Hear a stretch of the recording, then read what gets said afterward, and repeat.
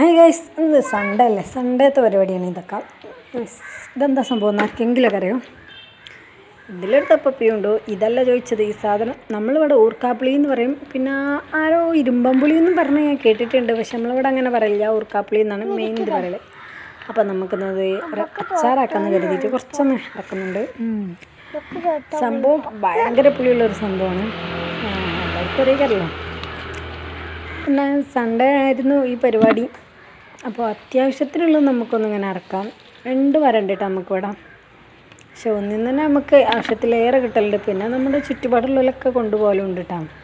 എന്തിനാ ചോദിച്ചാൽ കറിയിലിടാൻ അങ്ങനെയൊക്കെ ഓരോരോ ഇതാക്കിയാണ്ട് ഇടാനാണ് കേട്ടോ. സംഭവം ഉപ്പുമുളക് കൂട്ടി തിന്നാൽ നല്ല ടേസ്റ്റാണ്. അപ്പോൾ ഒന്ന് കുറച്ച് അച്ചാറിൻ്റെ പരിപാടിക്ക് വേണ്ടിയിട്ട് കുറച്ച് ഇത്രമാത്രം നമുക്ക് ധാരാളം. അപ്പോൾ ഒന്ന് നല്ല കേക്ക് ഫ്രഷ് ആക്കിയതിന് ശേഷം അച്ചാറൊന്നും ഇടുമ്പോൾ നമ്മൾ ജസ്റ്റ് എടുത്ത് ചെയ്യുക. കറക്റ്റുണ്ട്, വെറുതെ ഒരു നേരം പോക്ക് ഇങ്ങനെ അപ്പം ഇങ്ങനെ എടുക്കുന്നേ ഉള്ളൂ. എന്നിട്ട് ചെടിമലൊന്നും നീങ്ങില്ല.